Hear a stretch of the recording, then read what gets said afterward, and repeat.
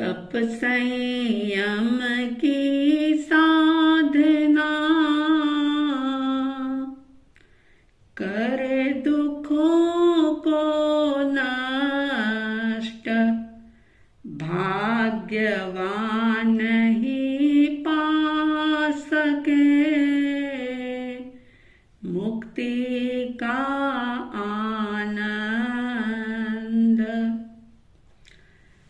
श्रद्धालु, जिज्ञासु श्रोताओं, आइनबिल ओली पर्व का आज अंतिम दिवस, 9वां दिवस, और आज के दिन 9 पद का अंतिम पद नमो तवस्स, इस पद की साधना करने का ये दिन नमो तवस्स यानी कि तप को नमस्कार है। मतलब तप करने वाली भव्य आत्माओं को, विशुद्ध आत्माओं को नमस्कार है। अब तप जो है वो क्या करता है? तप से करोड़ों करोड़ जन्म पहले भी अगर कोई कर्म बंद हुआ है, कर्म अर्जित किया है, तो उसकी निर्जरा हो जाती है। शास्त्रों में कहते हैं भव कोड़ी संचियम कम्मम तव सा निज निजरई, यानी कि करोड़ों भवों पहले भी संचित कर्म तपस्या के द्वारा निर्जरित हो जाता है, यानी आत्मा से अलग हो जाता है, जुदा हो जाता है। आपने सुना होगा कि तप से निर्जरा होती है और तप के भी 12 भेद हैं और वे ही निर्जरा के भी भेद हैं। और तप 2 प्रकार का होता है। कई बार लोग कहते हैं कि हमसे तप नहीं होता, लेकिन ज्ञानी कहते हैं कि समझ पूर्वक अगर आप एक नौकारसी का भी तप करते हैं तो वो भी तप है, आपकी निर्जरा का कारण बन सकता है। उत्तराध्ययन सूत्र में बड़ी ही सुंदर गहरी बात प्रभु महावीर स्वामी जी ने फरमाई थी। उन्होंने कहा था, नाणेन जानाहि भावे दंसनेन यसद् है, चरित्रेण निगृह्णायि तवेण परिशुद्धयि। जो ज्ञान, दर्शन, चारित्र और तप, ये चारों मिलकर के मोक्ष मार्ग बनते हैं, ये बात हमने पहले कही थी। इसी गाथा के अंतर्गत ये समझने का प्रयास करना कि ज्ञान से क्या होता है, दर्शन से क्या होता है, चारित्र क्या काम करता है और तप क्या करता है, यानी ये चारों मिलकर के तो मोक्ष का मार्ग बनते हैं, लेकिन चारों के कार्य बिल्कुल अलग अलग होते हैं। तो इसमें ये बताया, नाणेन जानाहि भावे, यानी ज्ञान से पदार्थों को जानता है आत्मा, तत्व को जानता है, और दंसनेन यसद् है, यानी दर्शन से उस पर श्रद्धा करता है। जो जीव, अजीव, पुण्य, पाप, आश्रव, संवर, बंध, निर्जरा आदि ये जो 9 तत्व जाने, 6 द्रव्य जाने, ये ज्ञान से जाने और जानने के बाद उन पर श्रद्धा की, वो दर्शन की वजह से श्रद्धा हुई। क्योंकि अगर दर्शन नहीं है, दर्शन का गुण वैसे तो आत्मा का ही गुण है, लेकिन बिना दर्शन के, या यूं कह दो कि बिना सम्यक दर्शन के तत्व पर श्रद्धा नहीं होती, या तत्व श्रद्धान के बिना सम्यक दर्शन नहीं होता। चारित्र क्या करता है कि चारित्र निग्रह करता है, आते हुए कर्मों को रोक देता है, यानी आश्रव को रोकता है। और तप जो है वो संचित कर्मों को समाप्त करता है। मतलब ज्ञान से पदार्थों को जाना जाता है, दर्शन से उस पर श्रद्धा की जाती है, चारित्र से निग्रह किया जाता है, संयम किया जाता है, आने वाले कर्मों को रोका जाता है, और तप के द्वारा संचित किए हुए सारे ही कर्म समाप्त किए जाते हैं। तो इस तरह से तप से निर्जरा होती है। लेकिन अपने आप को तपाना ये कोई साधारण बात नहीं है, और वैसे तप का कोई महत्व भी नहीं होता जो जिसका ज्ञान सम्यक नहीं हुआ, दर्शन सम्यक नहीं हुआ, चारित्र नहीं आया, और इसके अभाव में अगर तप किया तो यूं समझ लो कि वो रेत का महल बना दिया। बहुत मेहनत कर ली और रेत का महल बना दिया। क्या होगा? जब तक हवा नहीं चलेगी तब तक वो टिकेगा। जैसे ही हवा चली कि वह महल जो चाहे कितना भी खूबसूरत बना हो, लेकिन बिना बेस के बनाया है तो वो ढह जाएगा, वो रेत रेत में मिल जाएगी। इसी तरह से चाहे कितना भी अपने आप को तपा लिया हो, ठीक है, थोड़ी बहुत अकाम निर्जरा हो जाएगी, थोड़ा पुण्य का बंध हो जाएगा, लेकिन जब तक ज्ञान सम्यक नहीं हुआ, दर्शन सम्यक नहीं हुआ, चारित्र सम्यक नहीं हुआ और तप करने चले तो क्या होगा कि जितने दिन तप होगा उतने दिन तो ठीक है, लेकिन जैसे ही तपस्या पूरी होगी कि वो व्यक्ति, क्योंकि समझ बिना का तप किया है, इसलिए वो क्या करेगा कि ऐसा खाने पर टूटेगा कि देख करके आश्चर्य होगा। कई बार देखते हैं, आप लोगों का भी ये अनुभव है, एक परंपरा है कि पर्वाधिराज पर्युषणों के दिनों में लोग त्याग करते हैं, कोई तप करते हैं, जिनसे जैसा बन पड़ता है, ज्यादा से ज्यादा तप जप की साधना आराधना करने का प्रयास करते हैं। और पुरानी एक परंपरा चली आ रही कि इन 8 दिनों में हरी वनस्पति, फल फ्रूट, हरी सब्जियां आदि नहीं खाई जाती, जमीकंद आदि नहीं खाए जाते। अब अगर ज्ञान सम्यक नहीं है, दर्शन नहीं है, श्रद्धा नहीं है, और अगर समझ पूर्वक तप नहीं किया जा रहा, त्याग नहीं किया जा रहा, तो त्याग करने के बावजूद भी व्यक्ति उसे भोगता रहता है विचारों में। कब 8 दिन पूरे हों, अभी 2 दिन हुए, 3 दिन हुए, 4 दिन हुए, कब 8 दिन पूरे हों और कब ये सारी चीजें खाने को मिले।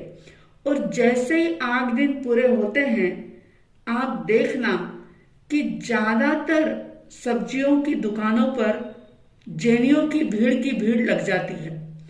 ऐसे जैसे 8 दिन में उन्होंने नहीं खाया तो वो 8 दिनों की पूर्ति करेंगे और इतना ज्यादा आसक्ति के साथ उन चीजों को ग्रहण करेंगे। ज्ञानी कहते हैं ये समझ बिना का त्याग कोई लाभ देने वाला नहीं होता। तपस्या से तो जीवन संवर जाता है, तपस्या से आत्मा निखर जाता है, तपस्या से आपके जीने की शैली बदल जाती है, आपकी आसक्ति घट जाती है। अगर ज्ञान पूर्वक तप नहीं किया तो वो ताप बन जाता है, संताप बन जाता है। और बिना ज्ञान के, बिना श्रद्धा के, बिना चारित्र के यानी संयम के अगर कोई तप तपता है तो वो सिर्फ और सिर्फ स्वयं अपने आप को तपाता है, यानी कष्ट देता है और दूसरों को भी संताप देता है। तप में भी कषायों को मंद नहीं करता, गुस्सा नहीं छोड़ता, अहंकार नहीं छोड़ता। ज्ञानी कहते हैं कि तप जो है वो तो एक प्रकार का आत्मा के अंदर आए हुए कर्मों को दूर करने का, इनको नष्ट करने का एक साधन है। चेतना की जागृति होनी चाहिए तप के द्वारा, कर्मों से मुक्ति मिलनी चाहिए तप के द्वारा। अगर तप से हमारे कषाय और ज्यादा बढ़ रहे हैं तो समझ लेना कि तप समझ पूर्वक नहीं किया। किसी मारवाड़ी कवि ने व्यंग करते हुए कहा था मारवाड़ी भाषा में कि नमक बिनारो साग अलूणो लागे है। नमक बिनारो साग अलूणो लागे है और अक्कल बिना रो दिमाग सूनो लागे है। स्वार्थरा वास्ते तो घणाई तप्या, पण सम्यक त्याग बिना वैराग्य और तपस्या अधूरी लागे है कि सम्यक ज्ञान बिना त्याग और तपस्या अधूरी लागे है।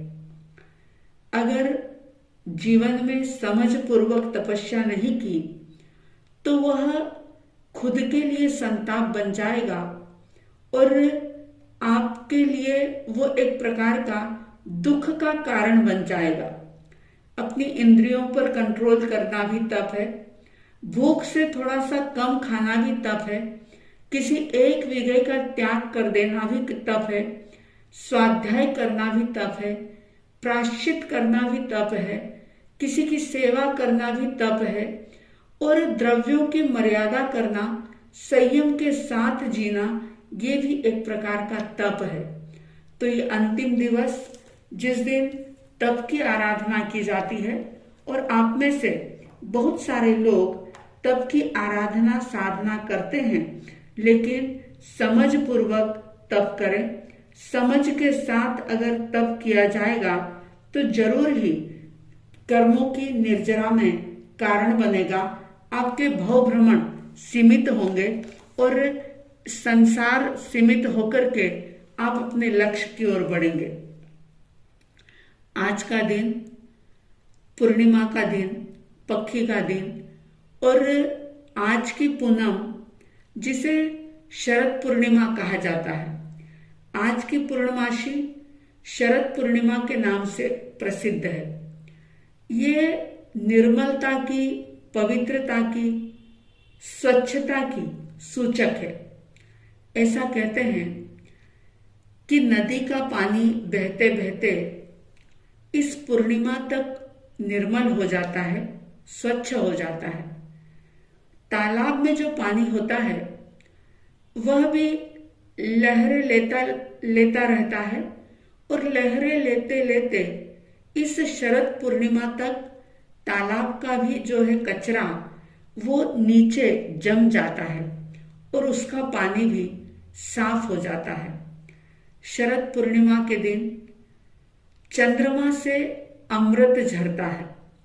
बहुत सारी बीमारियों का इलाज इस शरद पूर्णिमा की, यानी कि आज की पूर्णमासी जो है उस चंद्रमा की चांदनी के तले बहुत सारी बीमारियों का इलाज किया जाता है। और ये पूर्णिमा आध्यात्मिक जगत में आत्मा की स्वच्छता का संदेश देती है कि जीव जो है, चंद्र की कला की उपमा इस जीव को दी गई है, आत्मा को दी गई है। और जैसे चंद्रमा की कला किस प्रकार से होती है कि जैसे कृष्ण पक्ष में एक एक कला घटती जाती है और शुक्ल पक्ष जब आता है तो एक एक कला इसकी बढ़ती जाती है। चंद्रमा की 16 कलाएं होती है और 15 दिन में 15 कला घटती है, लेकिन फिर भी एक कला कायम रहती है। अमावस्या के दिन भी एक कला तो रहती ही है, हमेशा रहती है। अब होता क्या है कि वो एक कला जो है वो दिखाई नहीं देती और वो दिखती है दूज के दिन, जिसे शुक्ल पक्ष बीज, उस दिन जाकर के वो कला दिखती है और दूज के दिन चंद्रमा के यानी उस एक कला के रूप में दर्शन किए जाते हैं। तो दूज का चांद धीरे धीरे कला का विकास करते करते पूर्णिमा तक पूरी अपनी 16 कलाओं को विकसित कर लेता है।